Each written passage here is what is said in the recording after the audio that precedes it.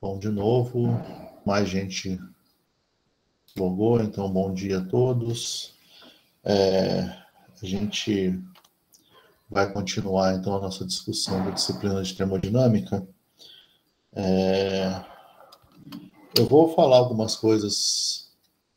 Bom dia, Noé. Eu vou falar algumas coisas revisando o que a gente viu na semana passada, e depois a gente começa a falar um pouquinho sobre gases reais, tá bom? Vocês estão me ouvindo bem? Eu estou num lugar diferente hoje, eu queria saber. Tá dando sim. Tá? Então tá ótimo. Ok, obrigado, pessoal. Então eu vou mostrar para vocês o que a gente andou... Não. Aqui. O que a gente andou vendo na última aula, né? De forma bem rápida. Então, no dia 27, a gente começou a discutir um pouquinho sobre gases ideais. Então, a gente analisou as grandezas que estão associadas, né, ao gás, que seriam principalmente, né, seriam as grandezas volume, pressão, temperatura e número de mols. Aqui no número de mols está também a identidade do gás, praticamente, né, que é onde a gente tem a massa molar do gás. A gente também falou que essas grandezas elas não são independentes, então a relação entre elas é sempre uma equação de estado, né? Então, essa equação de estado, ela é própria de cada gás. Só que para tornar prático o estudo dos gases, a gente acaba usando modelos que permitem que a gente obtenha equações de estado que sejam analíticas, né? Analíticas quer dizer que gerem uma equação para a gente, que a gente possa trabalhar. Então, a gente discutiu as diferentes leis empíricas, né, que foram sendo construídas já há bastante tempo, pelo menos 2 séculos. Lei de Boyle, Charles Gay-Lussac, Avogadro, especialmente. E colocamos aqui a equação dos gases ideais, que está baseada nesse modelo dos gases ideais, e que ela, implicitamente, indica que a gente tem 2 aproximações. A primeira dessas aproximações é que as moléculas dos gases são consideradas como pontuais, ou seja, o volume molecular é efetivamente zero nesse modelo dos gases ideais. E também considera-se que as interações intermoleculares são irrelevantes e, portanto, também assume que as interações intermoleculares são nulas, né, para esse modelo. Isso funciona bem quando a gente está com volumes grandes, com temperaturas altas ou né, com pressões baixas. A gente analisou rapidamente o que isso significaria, né? Então, por exemplo, no caso da água, nas condições ambiente, de uma atmosfera e 298 Kelvin, a gente viu que a relação de volume do gás para o líquido era enorme. Então, né, da ordem de mais de 1.200 vezes. E aí, numa situação como essa, realmente, 1.200 vezes maior, a gente pode assumir com tranquilidade que o volume ocupado pelas moléculas que estariam aqui representadas pela água líquida é efetivamente zero, né? Isso é uma aproximação razoável para o nosso modelo, né? Para as interações intermoleculares, é um pouco mais difícil de fazer um exemplo numérico como esse, mas a gente pode lembrar que quando a pressão está muito baixa, por exemplo, a gente tem, isso quer dizer que as moléculas, que tem um número pequeno de moléculas ocupando um volume. Então, a quantidade de choques entre elas e a interação, né, que é dada nesses choques, ela é muito pequena em comparação com o tempo que elas não se chocam umas com as outras. E aí, realmente, as interações intermoleculares vão ficar menos importantes, elas vão afetar menos a pressão que é efetivamente medida. Então, também, nessas três situações que estão elencadas aqui, desconsiderar as interações intermoleculares não vai causar uma grande mudança nos valores que podem ser calculados para os gases nessas condições, né? Depois, nós fizemos algumas... Eu já volto nesse gráfico aqui, eu vou falar primeiro das curvas, que eu vou falar com mais detalhes depois. Então, a gente deu o nome, né? Então, as previsões dos gases, dos modelos dos gases ideais, indica que nós temos curvas suaves, né, de 1 sobre x para o gráfico PV, que são chamados de isotermas, né, mantido uma temperatura qualquer. Numa isoterma, é importante a gente perceber que pode ser preto, né? Que a temperatura aumenta nessa direção, né? Aqui, se a gente faz um gráfico de V por T, a gente vai assumir que que é um gráfico de isobáricas, né? Ou seja, que a pressão é constante em cada uma dessas curvas. É importante também perceber que, no caso das isobáricas, à medida que você tem um aumento da pressão, você tem as curvas andando nessa direção, né? Então, se a variação da pressão for assim, a gente tem esse comportamento das curvas isobáricas. E as isocóricas, que seriam os gráficos de pressão por temperatura, também tem um comportamento similar para o volume, né? Então, em cada uma dessas curvas, o volume da amostra é constante, mas há uma variação se você variar o volume, as curvas se deslocam, né? Então, cada isocórica ela vai ser dada de acordo para um determinado volume, né? Tem alguma pergunta até aqui?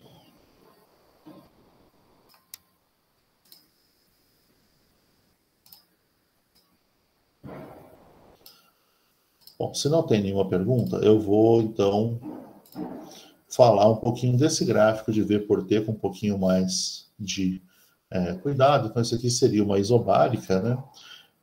Mas o importante aqui, né, saber o nome da curva, é o seguinte. O modelo dos gases ideais, ele prevê essa curva azul aqui, uma reta, né, que se eu plotar a temperatura em graus Celsius, como está dado aqui, né, eu vou notar que, à medida que a temperatura diminui, o volume da amostra também diminui, até um ponto previsto pelo modelo dos gases ideais, em que eu atinjo o volume igual a zero, né? Ou seja, a nossa amostra passaria a ter volume igual a zero. Isso vocês perceberam na última aula, eu vou falar aqui novamente, isso não é nem próximo da realidade. Primeiro porque o volume de uma amostra de gás não vai a zero, em hipótese alguma, se eu mantiver o número de mols constante. Porque você tem o volume que é ocupado pelas moléculas, né, dessa amostra. Só que, como a gente falou, uma das aproximações desse modelo é exatamente considerar que você tem moléculas pontuais. Então, dentro dessa aproximação, o volume pode ir a zero aqui. Isso aqui só vale porque é uma previsão do modelo dos gases ideais, né? E isso, a aproximação que vai levar a isso é você considerar que o volume molecular é igual a zero, né? Então, se cada molécula tem volume zero, um conjunto de moléculas vai continuar tendo volume zero. Na realidade, né, o que a gente observa, tipicamente, é que quando eu vou diminuindo a temperatura, o volume de uma amostra de gás vai diminuir, só que em algum momento você pode ter uma variação grande do volume sem mudar a temperatura. Essa variação de volume é o que a gente chama de liquefação. Você tem o gás que ocupa um grande volume passando para o estado líquido que ocupa um volume molar muito menor, né? Então você tem essa liquefação e uma vez que você está com estado líquido, você pode ter aí a gente passa a ter um sistema que a gente chama de incompressível, que é uma aproximação também, né, que o líquido, ele é um estado de agregação que tem pequena dependência do volume molar com a temperatura. Então, a variação do volume molar aqui com a temperatura fica muito menos relevante do que para um gás, e aí você vai ter uma transição, uma nova transição, que causa uma variação de volume molar, que é a solidificação. Aqui eu estou colocando uma solidificação que leva a um aumento do volume molar, porque o nosso exemplo que vinha sendo discutido é a água, e ela é uma das poucas moléculas, uma das poucas substâncias que isso acontece, né? Pode ser um ΔV positivo se for água, né? Isso aqui vale para água. Se for a maioria das outras substâncias, o ΔV vai ser negativo. Então, a gente tem uma pequena variação negativa de volume, e aí a gente tem uma curva similar à outra. Né? E aí, uma vez que solidificou, você tem um volume, mesmo no zero absoluto, se a gente atingir o zero absoluto, a sua amostra vai ter um volume finito, que está associado aí ao tamanho, né, ao volume ocupado por cada molécula da amostra. Essa daqui é uma das falhas, portanto, do modelo dos gases ideais. Nós temos um modelo que trata muito bem os gases quando eles estão em condições em que as interações intermoleculares não são relevantes. A liquefação, ela só acontece por causa das interações intermoleculares. Porque o que significa liquefação? Né? A gente pode pensar no fenômeno da liquefação. Nós temos gases, então eu vou representar aqui os gases por essas bolinhas, né, que estão viajando com uma certa velocidade. Então, eles têm uma certa energia cinética. Né? Se a energia cinética desses gases for grande o suficiente, quando eles se chocarem, eles vão se chocar e cada um vai para um lado. Né? Aí você vai ter uma energia cinética 1.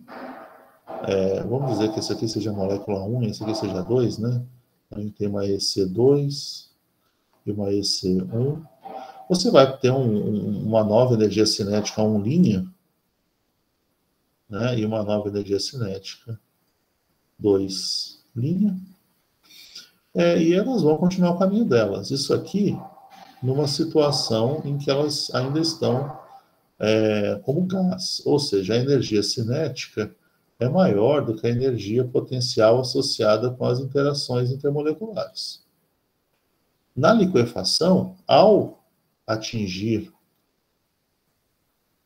quando essas moléculas se encontram, elas deixam de se separar, elas ficam juntas umas das outras. Né? Então aqui a gente vai ter uma energia cinética agora resultante dessas duas moléculas, mas que ao encontrar uma terceira, elas também podem ficar presas, né, vamos dizer assim, e isso vai formar, com o tempo, né, um líquido, né, uma fase condensada. Né? Nesse caso aqui, a gente tem a energia cinética das moléculas menor do que a energia potencial associada às interações intermoleculares, né, quando acontece a liquefação. Como, para o modelo dos gases ideais, a energia potencial associada às interações intermoleculares. Espera aí que está pensando aqui. Como ela é zero... gente, pessoal, o software deu problema aqui, tá? Eu vou tentar reiniciar. Mas a ideia ali, então, era a gente começar a pensar que como a gente tem essa relação, vamos ver onde ele vai me deixar na mão, né?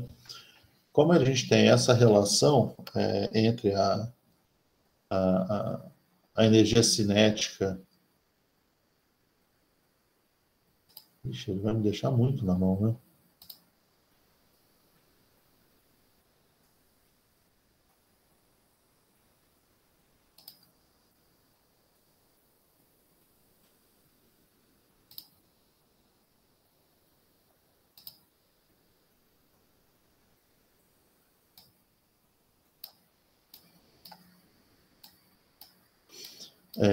Eu estou aqui analisando até que ponto a gente tem que refazer alguma coisa. Não, até que nada.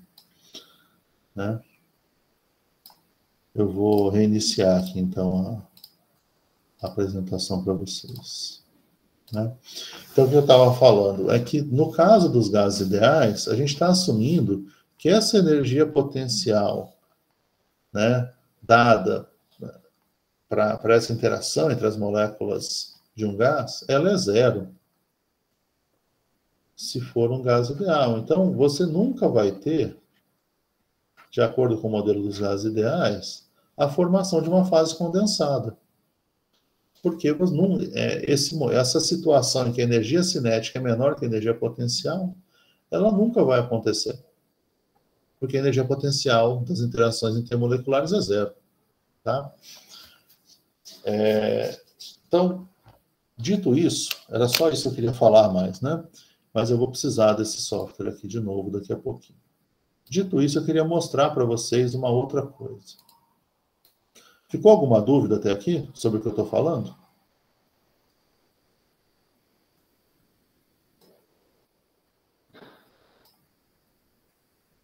Tá. Se não, então eu vou interromper esse compartilhamento e vou mostrar. Alguém abriu para falar? Parece que, bom, enfim. Se quiser abrir, pode falar a qualquer momento, tá? Eu tinha preparado isso daqui para outro objetivo, mas tá aqui. Então, essas relações que a gente estava falando, né? Das diferentes curvas, né? A gente obtém, então, cada uma delas vai ter uma certa dependência, né?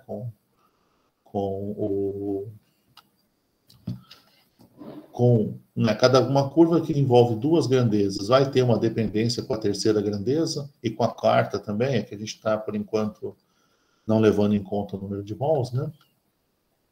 Se a gente pegar todas essas curvas e colocar tudo junto, né, então a gente teria aqui uma superfície, né? Você teria aqui, por exemplo, um eixo de pressão, um eixo de volume e um eixo de temperatura.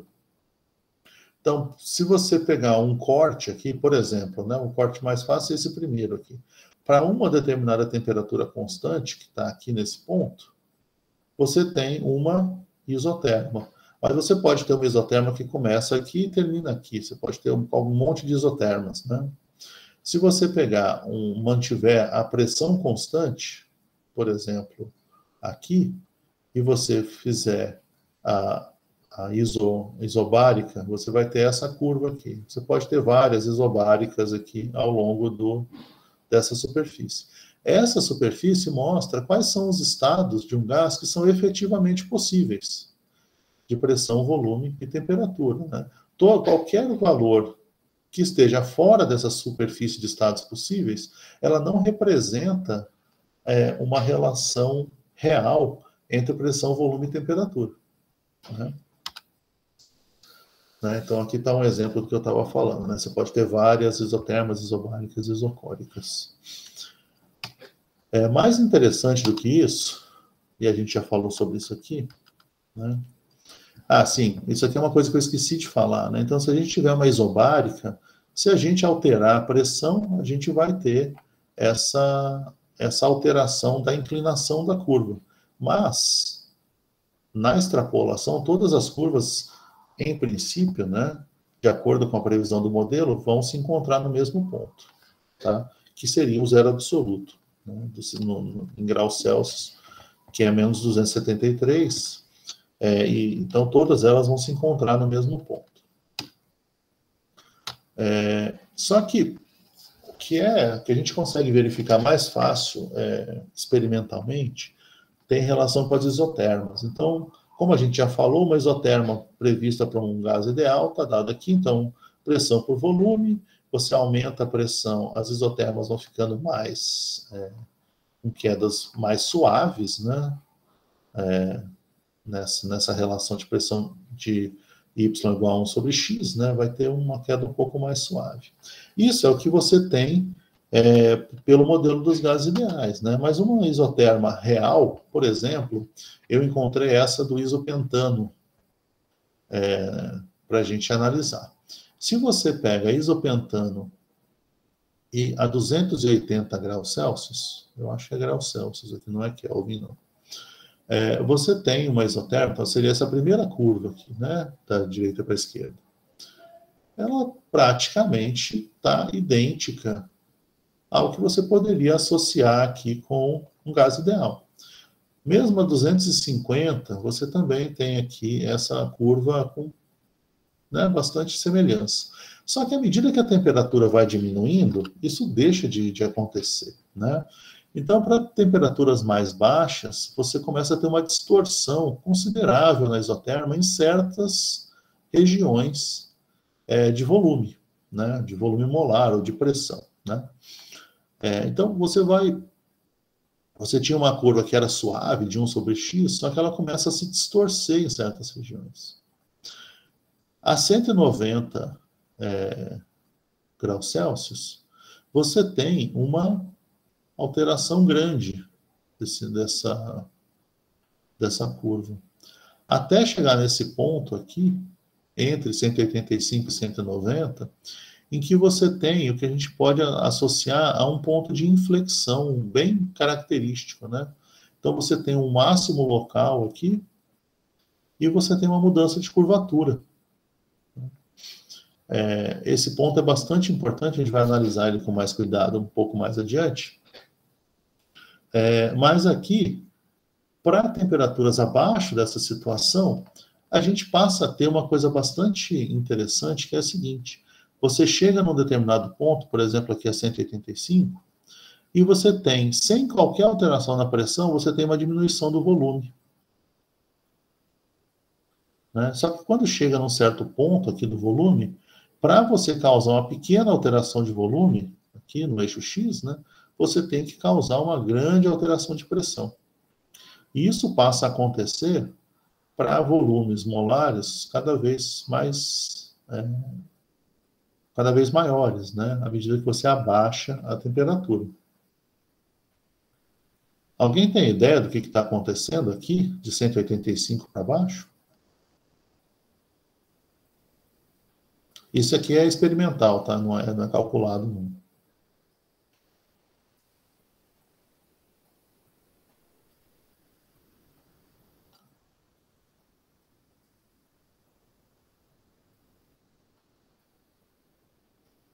O que indicaria para a gente, o que a pergunta é, essa variação de volume sem que precise mudar a pressão?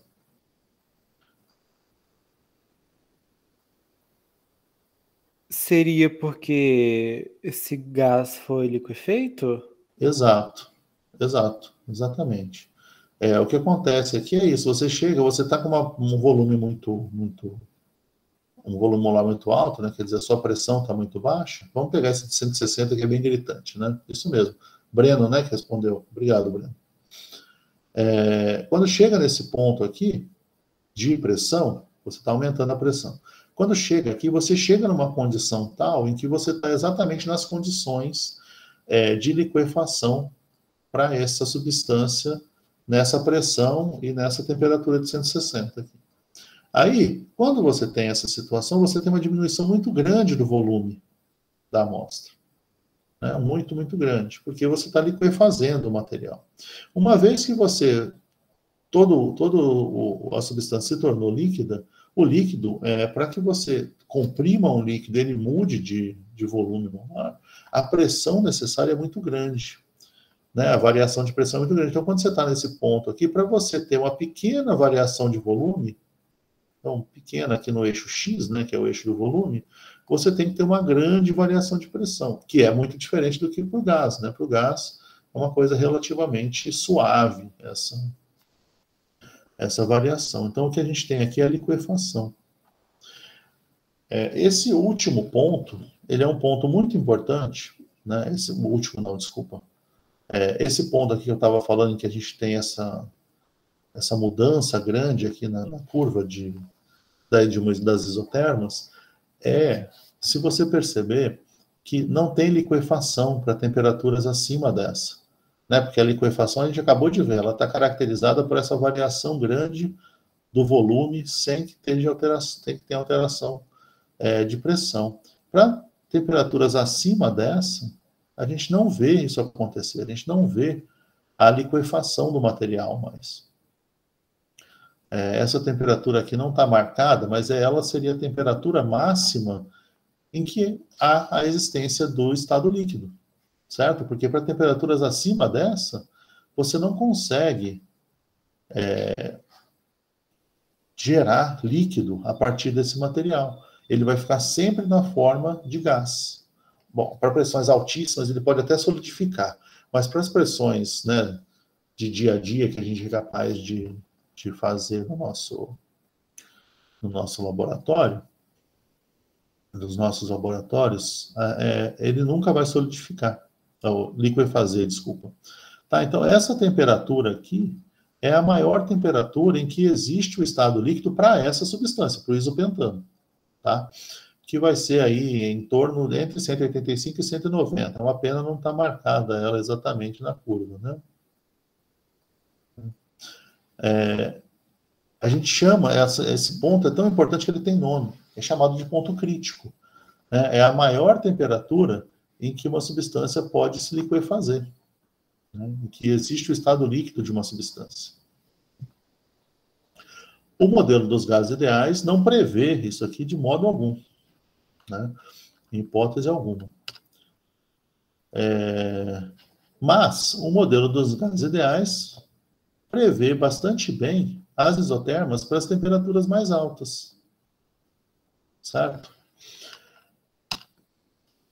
Um outro exemplo que também aqui é experimental, né? Então aqui é para o CO2. O CO2 é extremo, essa situação, né, de estados de agregação do CO2 é muito relevante por causa da atuação do CO2 em questões ambientais, né, como o principal gás do efeito estufa. Então, ele é muito bem entendido, isso já foi muito estudado, mas a gente pode analisar isso aqui. Então, a gente está aqui em pressões, essas pressões são em atmosferas, então são pressões relativamente altas, mas o CO2 é a mesma coisa. Então, aqui, esse grupo de isotermas está mais ilustrativo, no sentido de que a gente percebe, né, ficou bem marcada a região em que acontece a condensação do CO2. Então, essa região verde aqui é onde acontece a condensação. Para acima de 31 graus Celsius, 31 graus Celsius é a temperatura crítica para o CO2. Acima dessa temperatura é impossível você liquefazer CO2. Mesmo para pressões muito altas, você não liquefaz o CO2. O que acontece aqui a isoterma, a 31 graus Celsius, ela sofre uma grande distorção, né? Essa distorção faz com que ela tenha um ponto aqui que seja um máximo local e também seja um ponto em que muda a curvatura da isoterma, né? Que seria o que a gente chama de um ponto de Sella, né? Um ponto de inflexão nessa curva. Isso do ponto de vista algébrico, a gente vai ver por que eu estou falando isso, né? Daqui a pouco. Essa distorção, ela fica menos importante à medida que aumenta a temperatura. Então, aqui a 48 graus Celsius, que nem é tão longe assim de 31, você já tem um comportamento para o CO2 que é muito parecido com o comportamento de um gás ideal, certo? Já tem uma curva P por V aqui bastante similar a um gás ideal. Se você também trabalhar com pressões bastante baixas e volumes molares bem altos, portanto, você também vai ter um comportamento similar de um gás ideal. Você só não pode tentar utilizar as equações relacionadas ao gás ideal nas regiões em que você tem mudança de estado de agregação, por exemplo, né? Isso vai causar um erro enorme em qualquer tipo de conta que você tente fazer. Tá? Então, o que acontece? Né? A gente tem limitações para esse modelo dos gases ideais.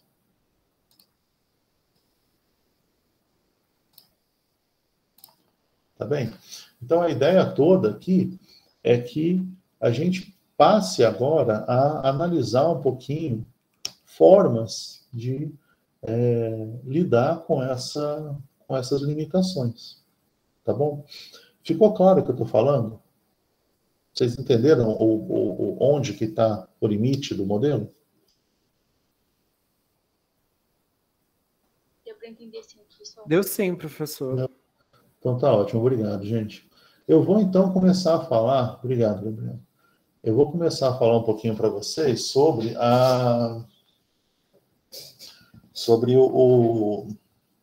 formas da gente tentar corrigir esse modelo dos gases ideais para que a gente possa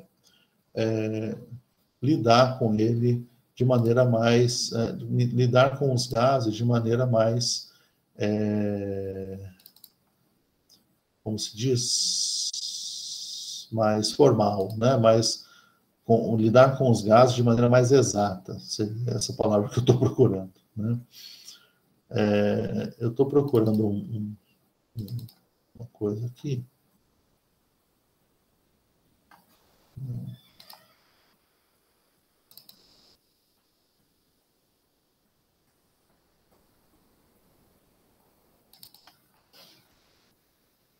Vamos ver se vai dar certo.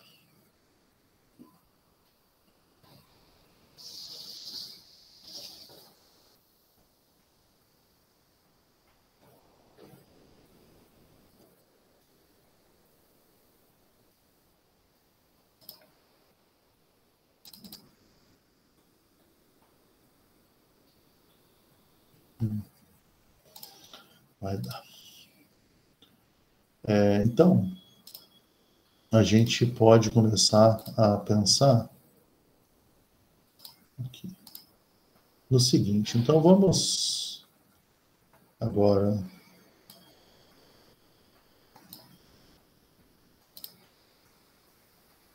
tentar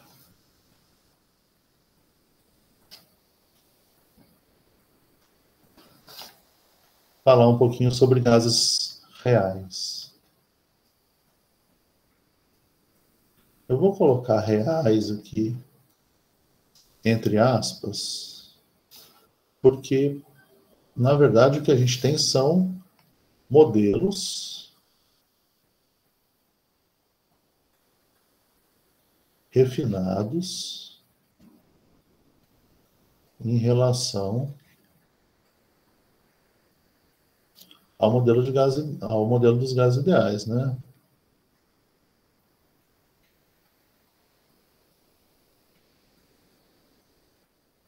Nós temos a resposta exata, mas a resposta exata, ela é pouco prática. Mas eu vou falar para vocês sobre ela. Então, a gente vai então pensar em formas de refinar, né, o modelo dos gases ideais de forma que a gente possa descrever de maneira mais geral os gases, né? A primeira coisa que a gente pode pensar os gases, o modelo dos gases ideais. Eu vou, para simplificar aqui, eu vou chamar de modelo dos gases ideais, MGI, né? O modelo dos gases ideais, ele assume que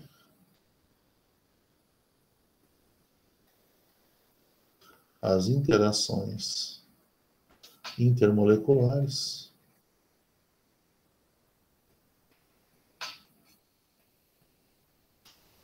são zero.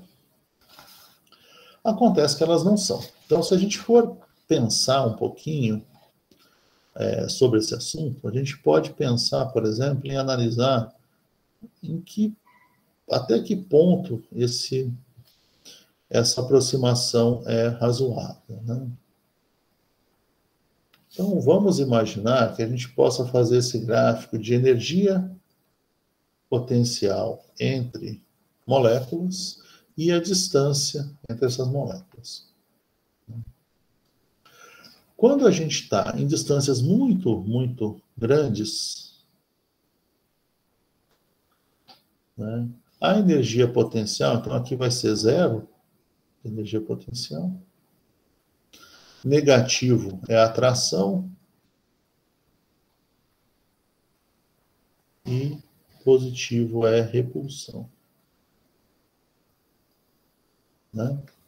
Quando elas estão muito longe umas das outras, duas moléculas, a energia potencial, e aí eu estou escrevendo agora por cima do eixo preto, né, em verde, ela é praticamente zero, não existe qualquer forma relevante de energia potencial associada com as moléculas. À medida que você tem uma aproximação, essa curva começa a se desviar de zero. Por quê? Porque você está pensando em duas moléculas, você pode pensar que elas são compostas de uma série de núcleos que está associada a uma nuvem eletrônica, né? E você tem uma outra molécula, vamos dizer que seja do mesmo material, né? E aí você tem aqui entre elas, você tem uma distância, né?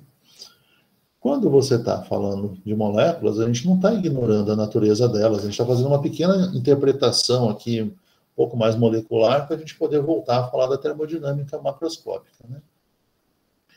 Quando você tem uma molécula qualquer, existe uma atração entre elétrons e núcleos. Assim como existe uma repulsão elétron-elétron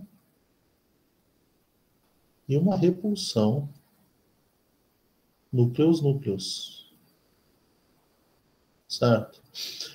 Então, o balanço entre a atração elétron-núcleo e a repulsão elétron-elétron e núcleo-núcleo é o que dá para a gente as interações intermoleculares. Então, essas três grandezas aqui são as interações intermoleculares. Isso é muito mais complexo, né? Isso aqui seria por onde a gente pode começar a falar de interações intermoleculares. Então, quando elas começam a se aproximar, as três formas de interação começam a acontecer, né? Inicialmente, você vai ter uma situação de atração. Só que chega num ponto em que a atração ela fica menos relevante do que as repulsões. E aí, nessa situação, a gente passa a ter uma inversão dessa curva, né? E você pode passar a ter as repulsões ganhando, né? E as moléculas passam a tender a ficar mais distantes umas das outras, né? Essa distância, existe então um limite para que você tenha atração. Então, você teria aqui uma condição de máxima atração entre as moléculas, numa determinada pressão, né, em que a distância média entre elas fica ideal para que você tenha o máximo de atração. Para pressões mais altas, você passa a ter repulsão entre as moléculas. Bom, como é que a gente vai ver isso, né? A gente vai analisar isso vamos tentar corrigir isso no modelo dos gases ideais. Então, ao invés da gente considerar agora que não há interações intermoleculares, vamos tentar corrigir isso. Né? Então, a gente quer um modelo que considere as interações intermoleculares.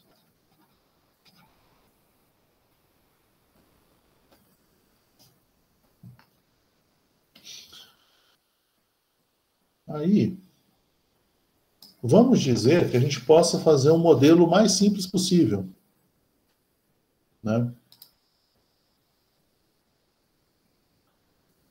Cadê?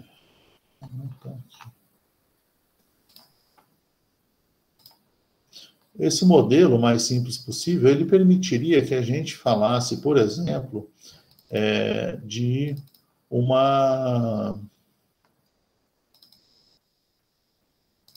de um único termo que mostrasse para a gente as interações intermoleculares.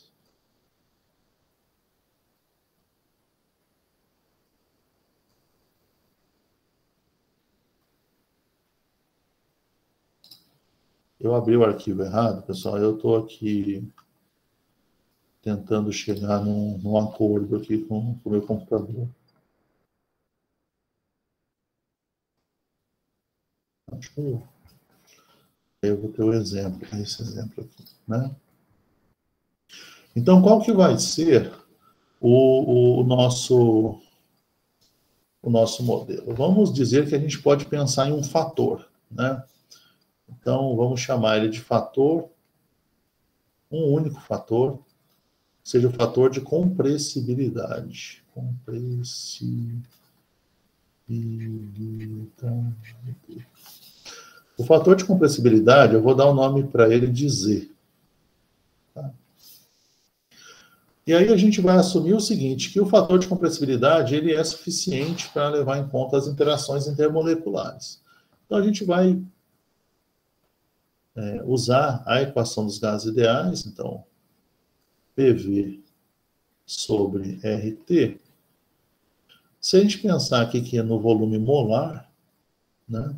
Todo mundo conhece o volume molar?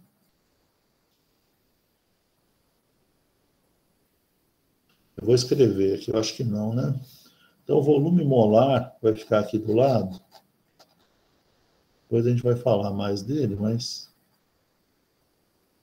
o volume molar é o volume, eu vou com esse M subscrito aqui, seria o volume de uma amostra dividido pela quantidade de matéria nessa amostra, certo? Então, não importa qual seja o volume, se eu dividir pelo número de mols dessa amostra, eu vou ter sempre o mesmo valor de volume molar para a mesma pressão e temperatura, tá? Então, eu vou usar o volume molar aqui para facilitar a nossa anotação. A gente vai assumir, então, que PV molar sobre RT, isso aqui, pelo modelo dos gases ideais, ele dá 1, né, se for gás ideal.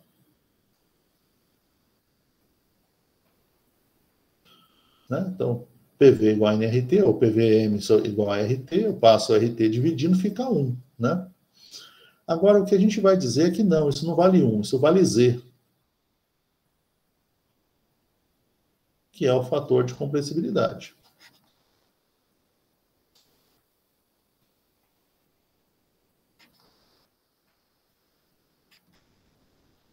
Certo? Que a gente já escreveu aqui em cima. Então, quando Z for igual a 1,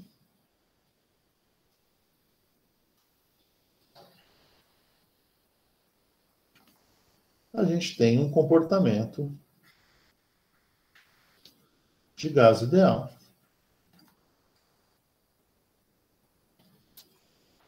Né? Aí a gente pode ter Z menor do que 1 e pode ter Z maior do que 1. O que vai determinar isso? Z menor que 1 quer dizer que o produto PV é menor do que o produto RT. O que quer dizer isso? Então, vamos dizer que o volume molar seja uma propriedade do material para uma determinada temperatura. Quer dizer que a pressão que está sendo medida, ela é menor do que a pressão prevista pelo modelo dos gases ideais, para uma determinada temperatura e volume molar. Se a pressão é menor do que a prevista pelo modelo dos gases ideais, por que a pressão, vocês podem me dizer por que a pressão seria menor do que a prevista pelo modelo dos gases ideais?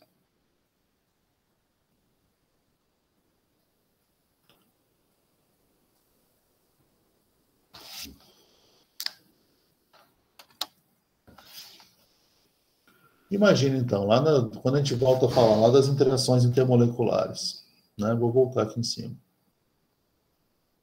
Aqui no meu desenhinho horroroso. Né? Se as atrações estiverem mais fortes, isso quer dizer que as moléculas vão tender a ficar mais próximas umas das outras. Né? Quando elas se aproximam, elas vão ter ao se separar, elas vão ter uma velocidade de separação menor. A tendência delas é ficar mais tempo próximas umas das outras quando elas se encontram. Né? O que isso vai fazer? Isso vai fazer com que, na média, a força com que as moléculas atingem a parede do recipiente seja menor. Se a força com que elas atingem a parede é menor, isso implica numa pressão menor. Né? Então, quando a gente tem uma pressão observada menor do que a pressão prevista pelo modelo dos gases ideais, quer dizer que a gente tem uma situação em que as atrações entre as moléculas é predominante.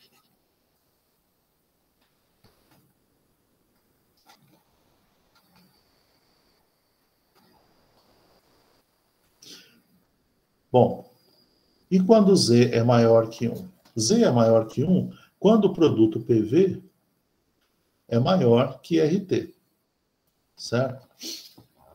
Aí, aqui, então, para um volume molar, que para uma determinada temperatura é uma propriedade do material, isso quer dizer que a pressão que a gente observa é maior do que a pressão que era prevista pelo modelo dos gases ideais.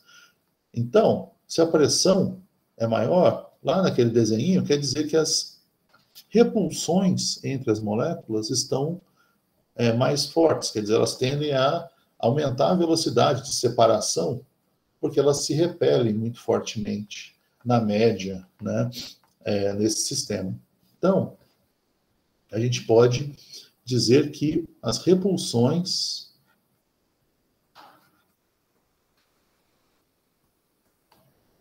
aqui não é, né, aqui é são predominantes.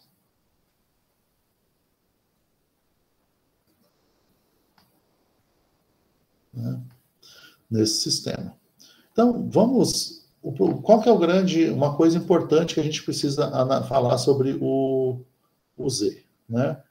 O Z, ele é um parâmetro empírico. O que quer dizer como um parâmetro empírico? Quer dizer que é um parâmetro que ele tem que ser medido experimentalmente. Você não tem como prever Z para um gás a princípio, né?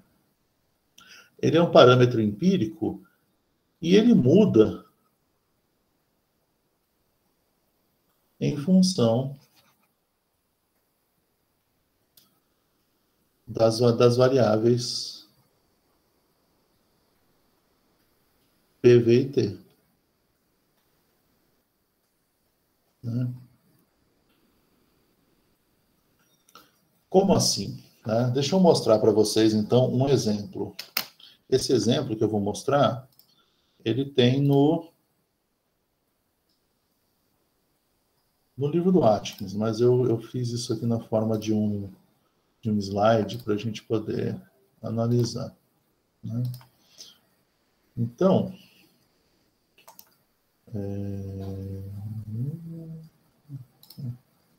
isso. Então, o que acontece aqui com o Z? Então, vamos dizer que a gente tem aqui, a gente vai fazer um gráfico do fator de compressibilidade em função da pressão com que um gás está sujeito. Se esse gás for um gás ideal, e aqui está escrito perfeito, que é uma forma que a gente não se refere mais aos gases ideais, mas tudo bem. Essa figura é velha. Se fosse um gás ideal, para qualquer pressão que a gente aplicasse, o fator de compressibilidade seria 1. Então, é essa curva aqui, essa linha horizontal que está aqui. Mas, os gases não são gases ideais. Então, aqui nesse gráfico tem alguns exemplos. Então, tem, por exemplo, o hidrogênio, né?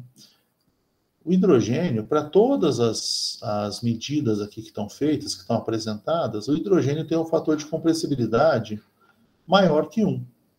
Né? É 1 e pouquinho para pressões maiores, mas chega aqui a mais de 1,5 para pressões maiores.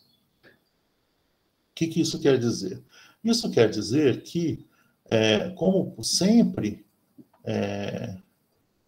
o fator de compressibilidade para o hidrogênio é maior do que 1, para o hidrogênio, as repulsões, elas predominam em todo esse intervalo de pressões que a gente está olhando nesse gráfico. Né? Se a gente olhar agora o outro extremo é a amônia, que está aqui embaixo. Né?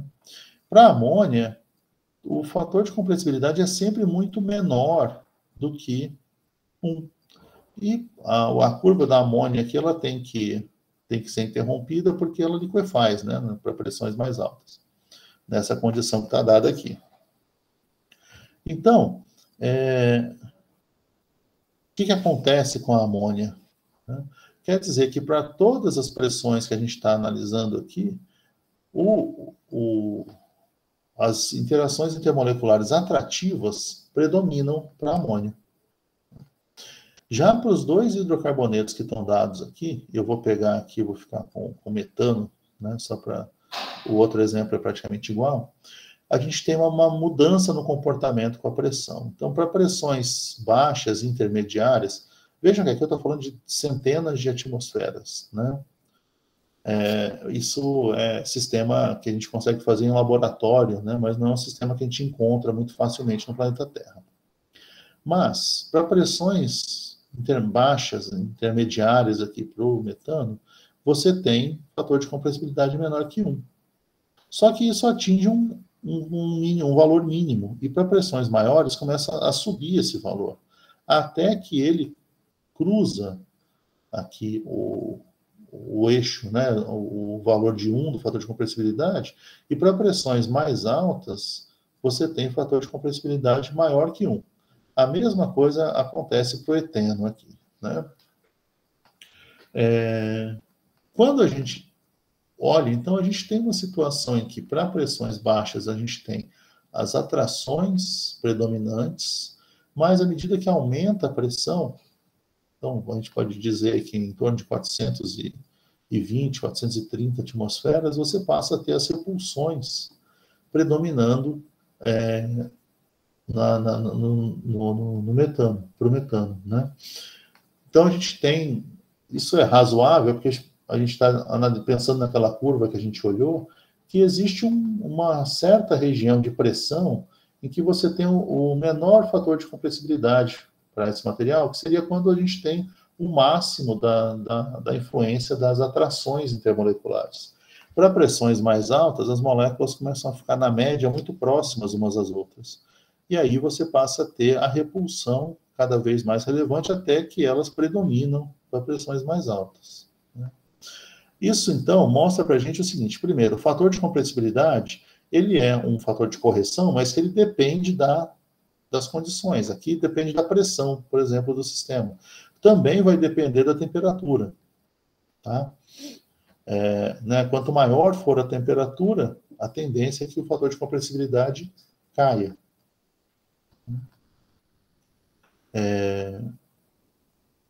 Mas, enfim, isso é relevante, isso gera um problema para essa correção, porque ela depende de um monte de condições do seu sistema. Você pode fazer essa medida, se você sempre vai trabalhar na mesma condição experimental, você pode fazer essa medida e usar, né, a correção do fator de compressibilidade sem problemas.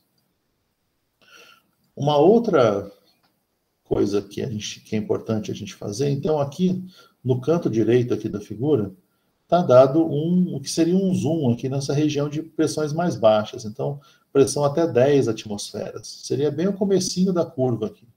Para as 4 substâncias: hidrogênio, metano, eteno e amônio. Né?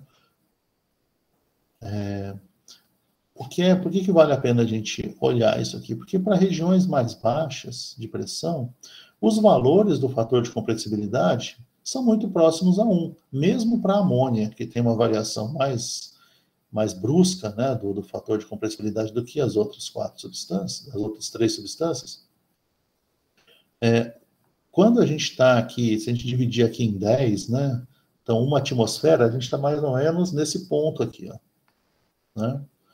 Então, quando a gente está aqui a 1 atmosfera, o erro associado a usar o modelo dos gases ideais ou o fator de compressibilidade é menor do que 1%, porque o 0,99 do fator de compressibilidade fica aqui no meio, né? Então, aqui, né, para isso já estamos falando aí mesmo para amônia de 2 ou 3 atmosferas. Né? Então, é menor que 1% o erro se a gente considerar o modelo dos gases ideais e não o modelo do fator de compressibilidade. Tá? Isso vale em geral.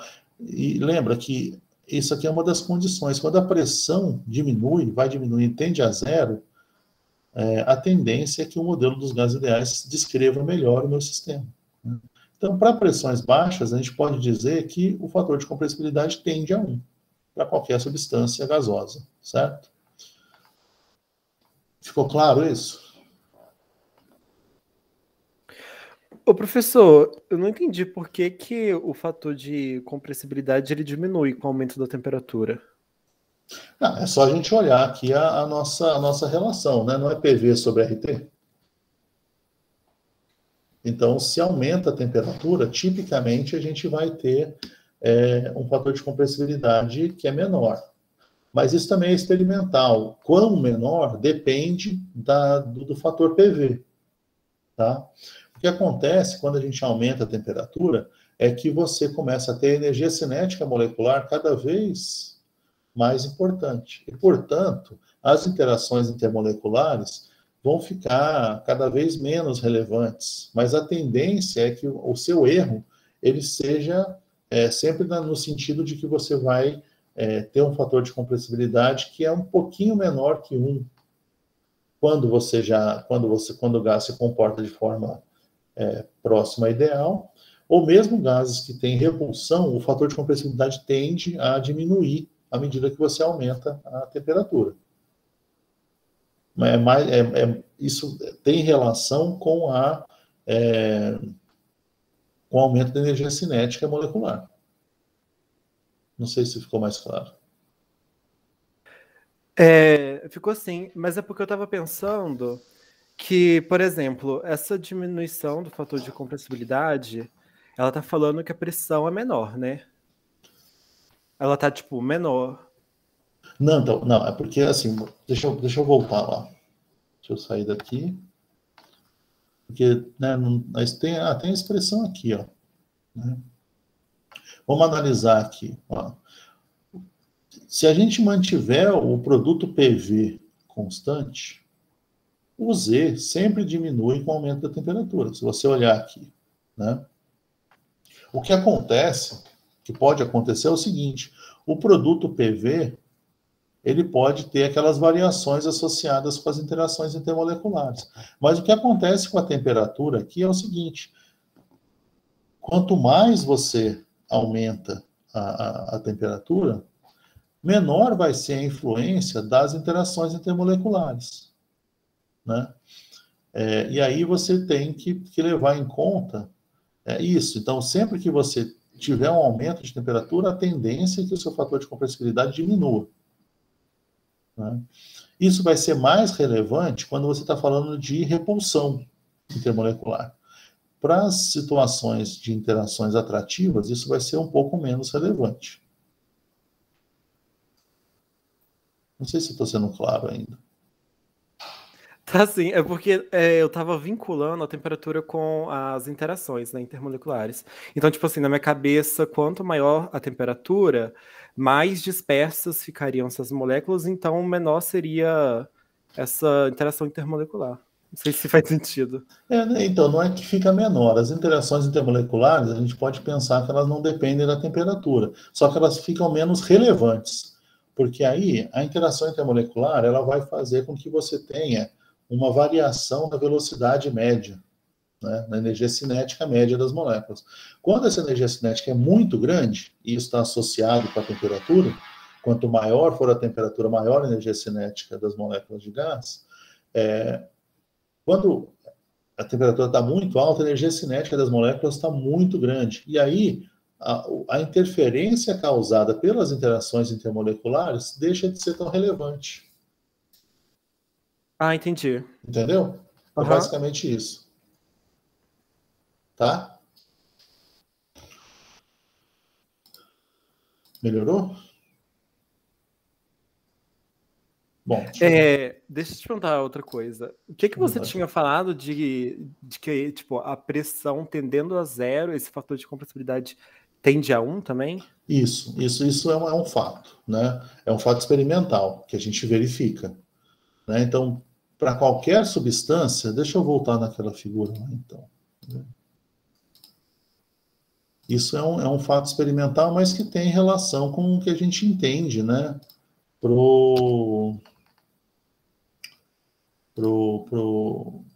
Para essa correção do fator de compressibilidade, né? Então, todas aqui, se você olhar aqui, nesse quadro que está... Vocês veem o meu ponteiro do mouse, né? Que eu me lembro. Nesse quadro aqui, que a gente está considerando um intervalo de pressões bem menor, todos os fatores de compressibilidade tendem a 1. Isso é uma tendência natural e geral, né? Para qualquer gás, se você está com pressões que estão da ordem das pressões atmosféricas, né, perto de 1 até 2 atmosferas, que são coisas que a gente experimenta facilmente, você tem o fator de compressibilidade tendendo a 1, com um erro que não vai ser muito, que deve ser menor do que 1%. Né? Então, se você considerar como 1 o seu fator de compressibilidade, ou seja, um comportamento de gás ideal, na região de pressão atmosférica, isso é o que se espera mesmo, né? Porque você está tendendo para pressão baixa, né? Que seria aquela tendência, no limite de pressão zero, né? Você está indo cada vez mais perto desse limite de pressão zero, então o seu fator de compressibilidade ele converge aqui, todas as curvas convergem para 1, nessa região de pressões mais baixas. Era essa a ideia. Beleza, entendi. Melhorou? Tá bom. Ô, professor. Pode falar. Ainda sobre aquele gráfico, como é que eu interpreto aquele ponto em que o metano, como por exemplo, ele tem a área de atração, né? Depois ele passa pelo ponto onde o Z é igual a 1. Como é que eu interpretaria isso? Então, essa é uma situação única e ela é característica de cada gás, né? Para os que têm essa inversão, né? E aí, nessa condição bem específica, o gás tem um comportamento, naquela situação de pressão, ele tem um comportamento de gás ideal. É como se você pudesse ali também considerar o gás como um gás ideal, porque seria uma situação em que o balanço entre atração e repulsão resulta em zero. Né? Você não tem nem atração nem repulsão, elas estão se cancelando mutuamente. Né? Então você teria ali uma condição que efetivamente as interações intermoleculares são irrelevantes para esse material. É um ponto só, então tem que tomar bastante cuidado com isso, mas seria essa a interpretação. Entendi, obrigada. De nada.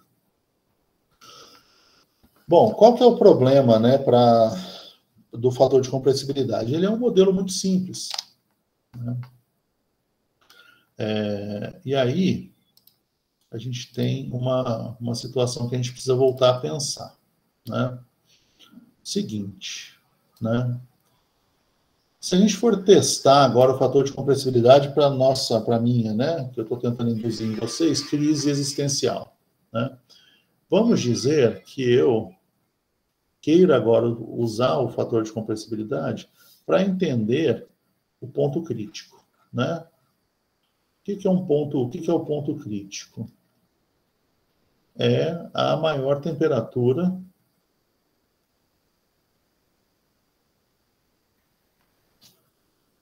em que se observa o estado líquido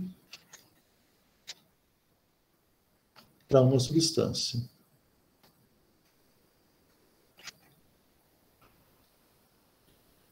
Certo?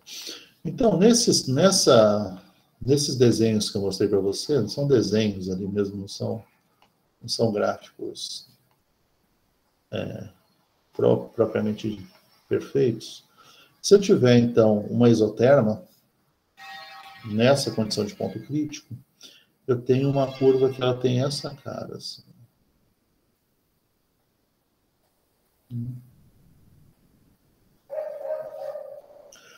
Esse ponto aqui, ele é um ponto que ele é exatamente o ponto crítico, né? Então, o nome dele aqui é ponto crítico.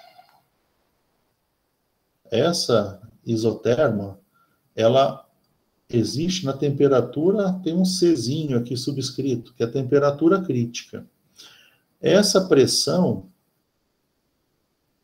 em que ele está é a pressão crítica.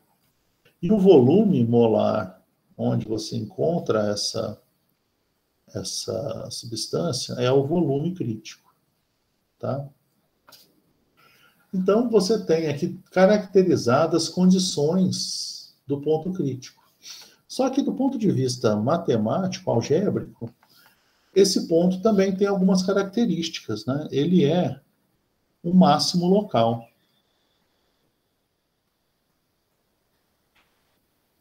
E ele é... Então, a gente está vendo com uma certa curvatura para essa curva. Nesse ponto, ela muda a curvatura.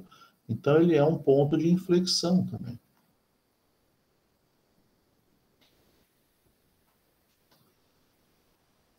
Certo? E aí, alguém pode me falar como é que eu determino em uma função o máximo local?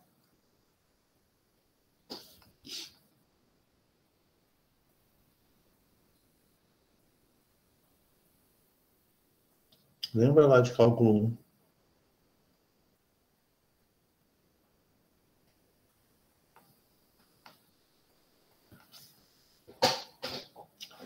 O máximo local, todo mundo passou de cálculo 1 e 2, né? Então, vocês só estão esquecendo, né? O máximo local de uma função é a derivada dessa função. Então, seria a derivada da pressão em relação ao volume igual a zero. Isso vai me permitir calcular um máximo ou mínimo local, né? Um ponto extremo, né, da curva. No nosso caso, a gente sabe que é máximo. E como é que eu calculo um ponto de inflexão? Ou um ponto de Sella, né? Um ponto de Sella, a derivada segunda da curva tem que ser igual a zero. Vocês não usam muito essa notação, né? Então, isso aqui vai dar para a gente um ponto de inflexão. Tá? Essa notação aqui vocês conhecem para a derivada? Eu acho que eu já perguntei isso antes.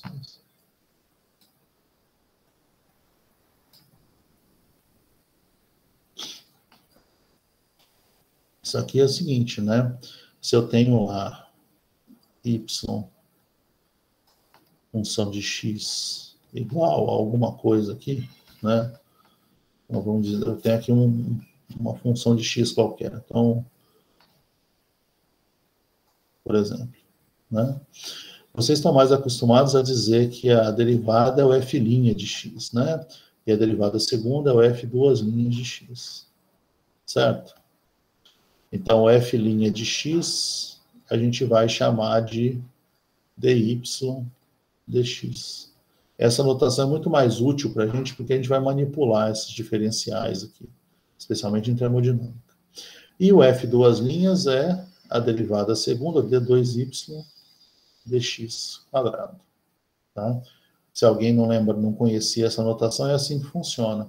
Então, essa equação, essa derivada aqui, ela mostra para a gente que é a derivada de y em relação a x. Por que a gente não usa essa notação? A gente não costuma usar essa notação aqui, porque ela é muito pobre no sentido de dizer o que está variando em relação ao quê. A gente vai usar muita derivada parcial. Então, usar esse tipo de notação aqui vai complicar demais a nossa vida. Então, a gente sempre trabalha com esse tipo de notação aqui, que é mais explícito. Né? Se eu quisesse calcular a derivada da derivada segunda da pressão em relação a volume e temperatura, eu conseguiria fazer isso de forma mais fácil usando essa notação. Tá? Então, aqui, né, a derivada primeira seria 4x e a derivada segunda é 4 para essa função, certo? Aqui é a mesma coisa. Então, a gente precisa, para a gente caracterizar, né, caracterizar o ponto crítico aqui, para caracterizar esse ponto, a gente precisa dessas duas condições.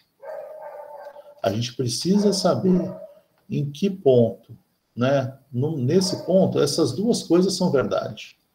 Então, elas duas são necessárias. Você não consegue fazer caracterizar o ponto crítico sem isso. Qual que é o grande problema do modelo do fator de compressibilidade? É que se eu fizer dP, dV para o fator de compressibilidade, então,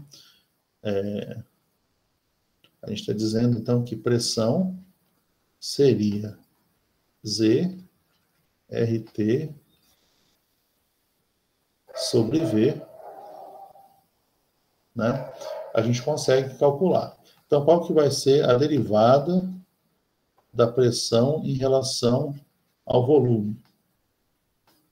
Alguém sabe?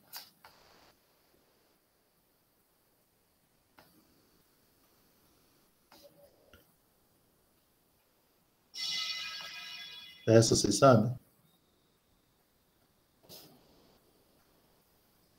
Y igual a sobre x. Qual que é a derivada aqui?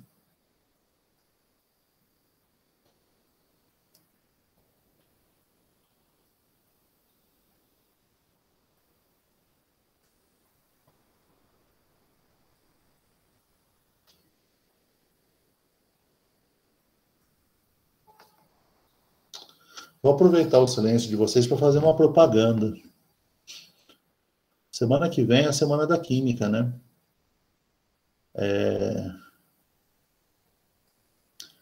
Vai ter um monte de atividade interessante, e além das atividades interessantes, vai ter uma palestra minha a respeito da aplicação, de por que é relevante a gente aprender matemática quando a gente quer ser químico. Participem. Tá? Para quem está interessado. Vai ser quarta-feira, 9 horas da noite, mas enfim, ainda assim vale a pena. Tá? Alguém sabe qual que é a derivada da y dx aqui?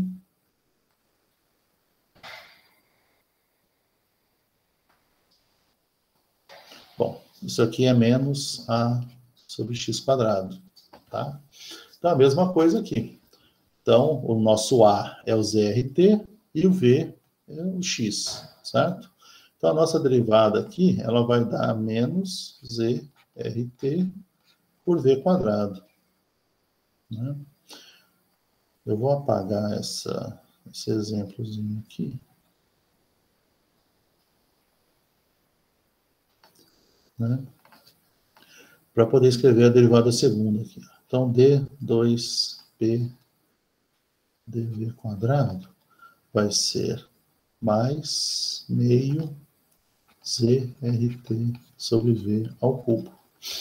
Né? Aí, qual que é o grande problema aqui? Quando que essa derivada aqui, a derivada primeira é zero, quando?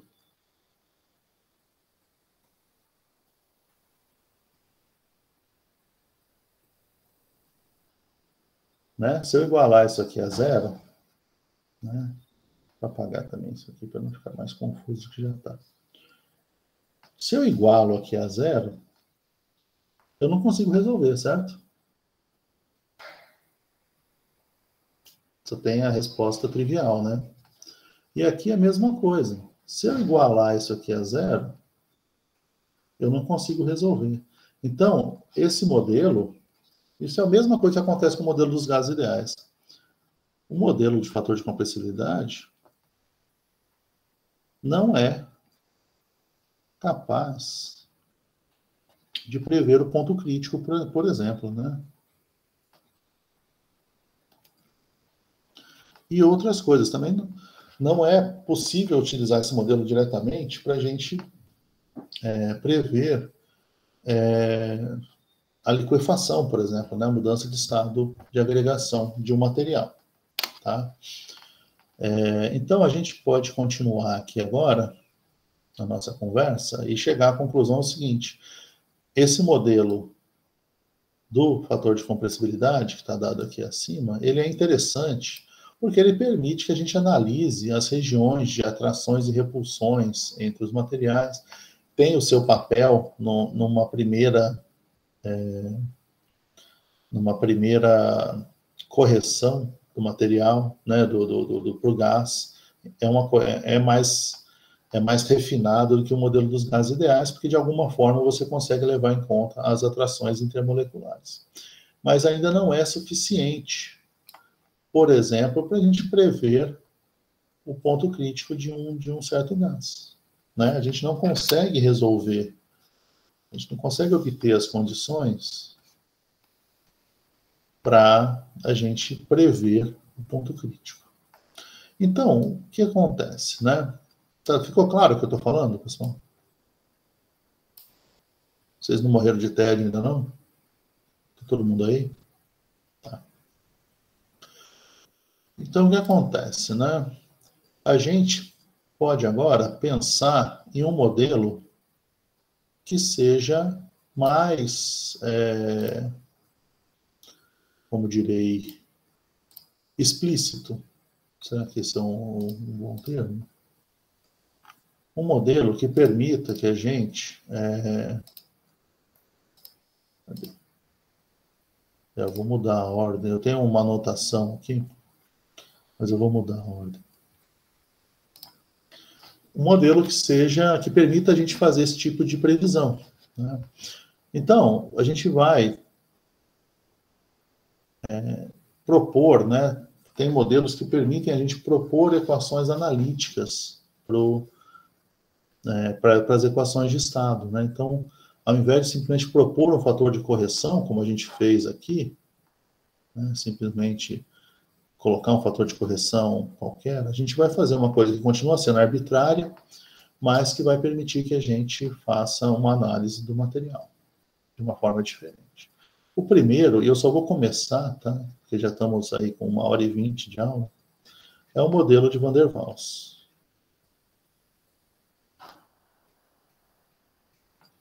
Então, a equação de Van der Waals prevista por esse modelo, ele tenta, de forma explícita, ele explicita termos para corrigir o volume molecular e as interações intermoleculares.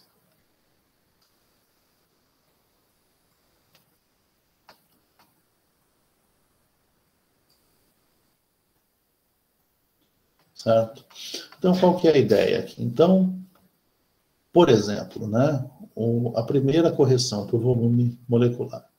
O volume real, vamos dizer assim, de acordo com o modelo de Van der Waals, ele tem que, de alguma forma, prever a exclusão do volume das moléculas. Então, qual que é a proposta? Né?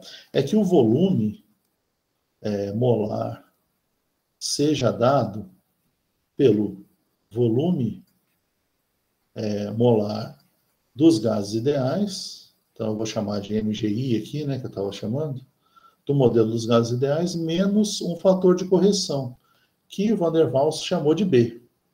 Né? Isso aqui está dado em termos de volume molar, então o B aparece sozinho, se não for em termos de volume molar, tem que multiplicar por N aqui. Né? Mas então o volume molar de um gás, ele passa a ser dado por um termo que seria volume molar menos B. Esse termo B, ele tende a ele tem as mesmas unidades de volume, então ele vai ser dado em centímetro cúbico por mol, ou litro por mol, né? Alguma unidade que diga para a gente esse número, né? E ele tem, tipicamente, grandeza da ordem do volume molar da substância sólida. Ele é muito próximo a esse valor, né? Lembra que a gente calculou de maneira bem simples para a água, né? O volume molar da água sólida, se a gente considerar que a densidade continua 1, é da ordem de 18 ml por mol, ou 0,018 litro por mol, tá? É essa a ideia, né? Então você passaria a ter, então, de acordo com essa primeira correção, uma equação para os gases que seria a pressão que multiplica volume molar menos B igual a RT. Então, agora, de forma explícita, você está corrigindo para o volume molar, né? Também dá para escrever, que vai me facilitar daqui a pouco, pressão seria RT sobre volume molar menos B. Tá bem? Então, agora a gente tem uma correção e isso aqui está explicitado no modelo, né? A segunda correção, que seria para as interações intermoleculares, ela seria uma proposta, né, de que a pressão seria igual à pressão calculada pelo modelo dos gases ideais, menos um termo de correção de A sobre o volume molar ao quadrado. Isso é uma proposta dada diretamente pelo modelo de Van der Waals, né? Aqui é mais, né? Porque senão vai complicar depois. Né? Esse termo aqui, ele vem com um termo de volume molar, porque ele é um termo que envolve as interações intermoleculares, e elas são mais importantes quanto menor for o volume molar. Então, aqui a gente tem um termo dividindo pelo volume molar, porque ele vai ficar mais relevante quando o volume molar for pequeno, né? Então, esse termo A, ele é um termo que leva um termo de ajuste para interações intermoleculares.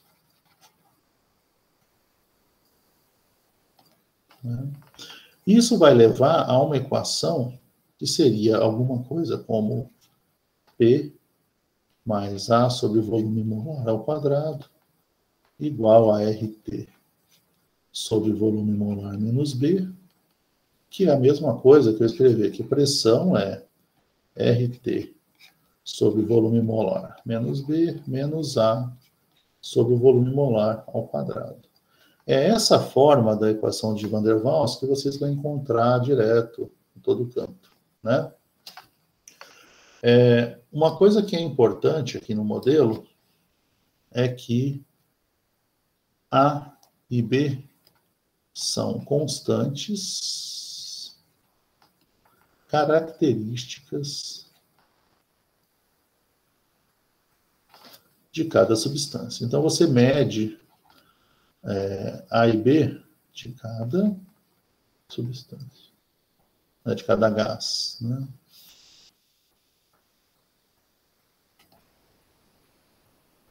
Você tem tabelas de A e B. Então, se vocês olharem lá no livro do Atkins, por exemplo, que eu sei que tem tabela sobre isso, vocês vão encontrar uma tabela de termos A e B de Van der Waals para gases, né?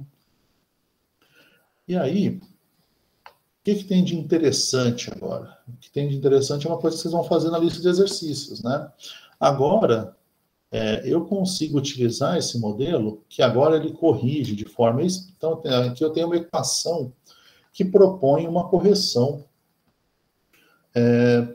por um modelo de gases ideais, que é analítica, no sentido de que eu tenho um número, né, um valor experimental que lida com cada uma das aproximações do modelo de gases ideais, de forma explícita e que eu posso agora manipular algebricamente, né? Então, esse é um modelo que dá para a gente uma equação nova, né? E aí, agora eu posso calcular dP, dV para esse modelo, igualar a zero, e achar um valor, por exemplo, da pressão, volume e temperatura crítica. Eu posso calcular D2P, dV quadrado, também igualar a zero, né? Nessa situação, eu posso, inclusive, então, mostrar, né? Tá, se os dois têm que ser igual a zero, eu também tenho que... Isso aqui... Opa! É pressão, né? D2P dV quadrado, também, isso aqui também vale. Tá?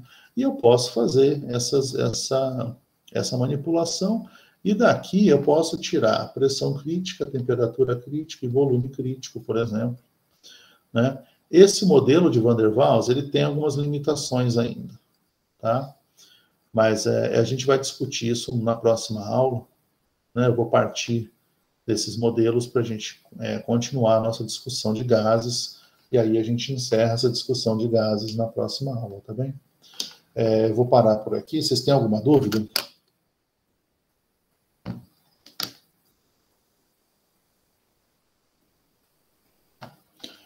Eu estou achando que não, né?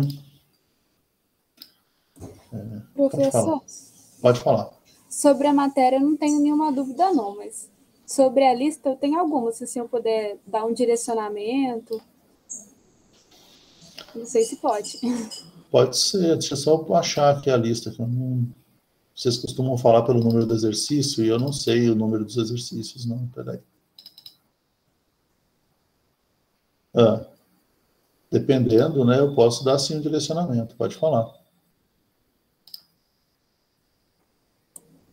A número 4, na letra B, eu não entendi muito bem o que é para fazer. Você não foi a única não, viu, Gabriela? O que acontece na número 4 é o seguinte, ele está te dizendo que tem uma aproximação. A aproximação é, um mol de gás ocupa um pé cúbico, nas condições que ele dá, certo? Ele fala, então, você pode pegar esse pé cúbico e converter para litro, por exemplo. Tá? Você vai ter lá um valor. Então, a aproximação, ela te dá esse valor. Certo? Esse é o volume daquela aproximação. Aí você vai pegar e falar, mas isso aqui, será que isso é uma boa aproximação? Como é que eu vou saber? Eu vou pegar agora essas condições e eu vou calcular o volume molar de um gás ideal. PV igual a RT, né? PV molar ou PV igual a nRT com N igual a 1. Eu calculo o volume, porque eu tenho, é dado para vocês a pressão e a temperatura. Né? Aí você só tem que tomar cuidado de usar o valor do R certo para sair com a unidade de volume que você está usando. Né? Eu recomendo que você converta pé cúbico para litro ou para metro cúbico. E aí dali você escolhe a unidade certa do R. Feito isso, você vai sair com o volume na unidade que te interessa, né? Seja litro ou seja metro cúbico. E aí você compara os dois. Tá parecido, tá diferente, como é que você compara? Você calcula o erro percentual entre a aproximação e o valor que é calculado pelo modelo. E você diz se é uma boa aproximação ou não. É essa a ideia. Entendi. Então eu calculo com esses dados que ele deu e depois comparo com o que eu achei. Você tem a aproximação lá. Para essa temperatura o volume molar é esse, não é? Aí você vai calcular, depois você vai usar o modelo dos gases ideais e calcular explicitamente de acordo com esse modelo. Tá? Entendi. E tem mais uma questão, professor. A número 8 é sobre pressão parcial, correto? Deixa eu olhar aqui. 8. Você vai usar a pressão, você pode usar a pressão parcial, né? Fração molar. Você sabe o que é fração molar? Eu vi lá no livro, só que eu não consegui, tipo assim, identificar... Deixa eu olhar aqui o que eu anotei. é porque a fração molar é o número de mols do gás dividido pelo número de gás total, não é? Pelo número de mols total, isso. Isso é para qualquer situação. Uhum. Só que aí eu não consegui, tipo assim, identificar o número molar do hélio e do neônio separado. Eu não consegui achar nenhuma relação que eu consiga achar. Olha só, você tem uma massa total, certo? Dessa mistura. Você tem uma mistura de hélio com neônio. Você tem um volume para mistura, que a mistura ocupa e uma certa massa, né? E você também tem pressão e temperatura. É lógico que você não vai usar pressão em grau Celsius, né? Você vai ter que passar isso para Kelvin. O que você precisa agora é qual é o número de mols de gás que está nesse volume. Você precisa calcular isso. Para isso, você não precisa da massa, né? Porque ao calcular isso, você tem o N total. Certo? Isso, aí eu cheguei. Então, aí agora que você tem o número de mols total, você tem que identificar que o número de mols total tem uma relação com a fração molar. Certo? E aí você precisa agora calcular qual que é a fração, o número de mols de hélio, né? Que está nessa mistura. Você tem que perceber o seguinte, a massa molar dos dois átomos é muito diferente. Então, para que você tenha essa massa aqui, total, você tem que ter uma certa quantidade de neônio. Ou, aqui no caso, você tem que ter uma certa quantidade de hélio, que é o hélio que está pedindo para ser calculado, certo? Só que a fração molar, a soma da fração molar das duas substâncias tem que dar 1. Você tem uma mistura com duas substâncias, né? Se você somar... Deixa eu ver aqui.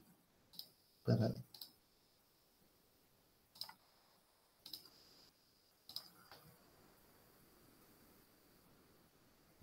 Esse software hoje ele tá para arrumar confusão comigo. Olha, a fração molar de uma substância I é o número de mols de I sobre, vamos dizer que eu tenho uma mistura I e J, certo? Seria número de mols de I mais número de mols de J. A fração molar do J é NJ sobre NI mais NJ.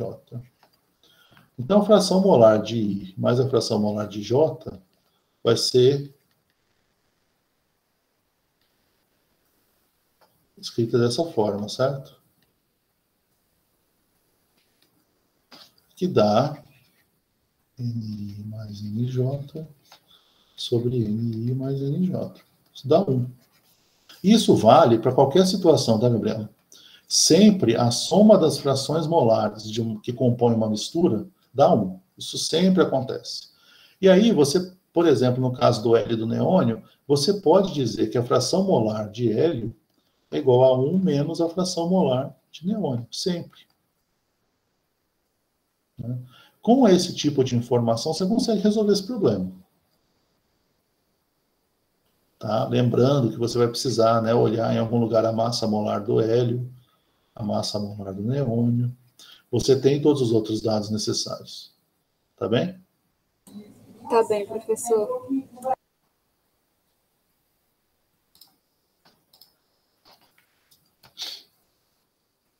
Mais alguma coisa? Professor, eu queria perguntar também da questão 7.